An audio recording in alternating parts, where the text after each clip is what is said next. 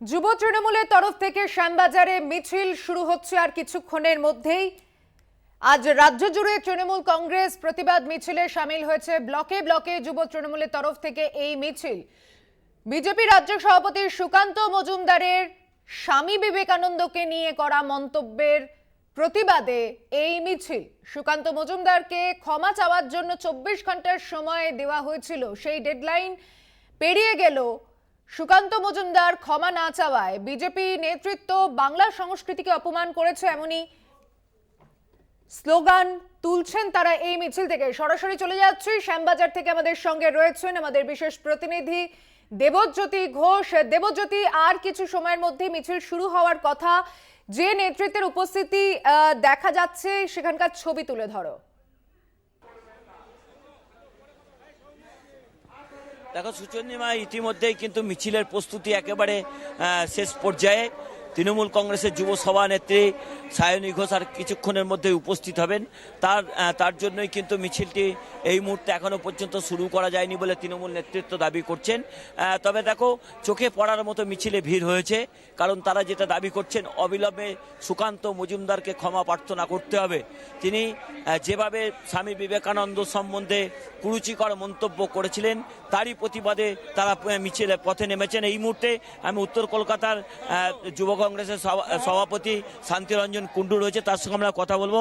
শান্তিদা, তোমাদের এই কর্মসূচি মূল উদ্দেশ্য কি?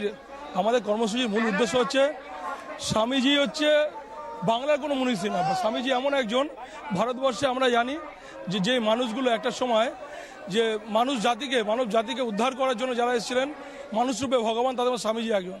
সেই মানুষটাকে প্রতি কুরুচিকর মন্তব্য। আসলে এরা যারা ধর্ম নিয়ে খেলতে চাইছে, তারা সঠিকভাবে হিন্দু ধর্ম জানেই না এবং বাংলাকে তো চেনেই না। তার প্রতিবাদে আজকে রাস্তায় নামা, কারণ স্বামীজি হচ্ছে আমাদের কাছে আমাদের দেবতা। আমরা তাকে আমাদের ভগবানের আসনে বসে পুজো করি। সেই মানুষটার অসম্মান, সেই মানুষটার সম্পর্কে এমন একটা কথা, ভগবানের তো অসম্মান করার স্পর্ধা এদের নেই, তো আমরা মনে হচ্ছে বাংলার অসম্মান, তার প্রতিবাদ। দেখো সুচন্দ্রিমা, শান্তিরঞ্জন কুণ্ডু উত্তর কলকাতার তৃণমূল যুব কংগ্রেসের সভাপতি, তিনি জানাচ্ছেন যে বিজেপি তারা কিন্তু হিন্দু ধর্মকে নিয়ে খেলতে চলেছেন, কিন্তু হিন্দু ধর্ম সম্বন্ধে তারা কিছু জানেন না। যদি জানতেন তাহলে স্বামী বিবেকানন্দের মতন একজন মনীষী, যার আদর্শকে বাংলা পাথেয় করে চলে, তাকে এইভাবে আক্রমণ করা, তার সম্বন্ধে এইরকম নিম্নরুচি মন্তব্য করা। আমি একজন তৃণমূল কংগ্রেসের আরও একজন নেতৃত্বকে পেয়েছি, তার সঙ্গে কথা বলবো, যে এখনো পর্যন্ত অমিত শাহ এবং জেপি নাড্ডা রাজ্যে রয়েছেন, কিন্তু সুকান্ত মজুমদারের এই মন্তব্যের পরে তারা ক্ষমা চাইলেন না। কি বলবে?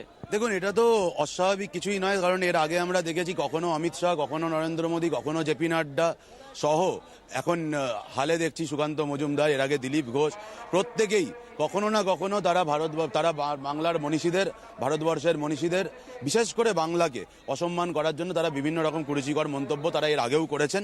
এটা বিজেপির সংস্কৃতি বলতে পারি আমরা, যে বিজেপির সংস্কৃতি এটাই, যে বিজেপি বাংলার সংস্কৃতি, বাংলার কৃষ্টি, বাংলার ঐতিহ্যকে জানে না, বাংলার ইতিহাসকে জানে না। তাই এটা অস্বাভাবিক কিছুই নয় যে অমিত শাহ, জেপি নাড্ডার মতো বিজেপির সিনিয়র সর্বভারতীয় লিডাররা আমাদের পশ্চিমবঙ্গের রাজ্যে আজকে থাকা সত্ত্বেও এখনো পর্যন্ত সুকান্ত মজুমদারের এই মন্তব্যের জন্য তারা ক্ষমা চাননি, বা সুকান্ত মজুমদারও ক্ষমা চাননি।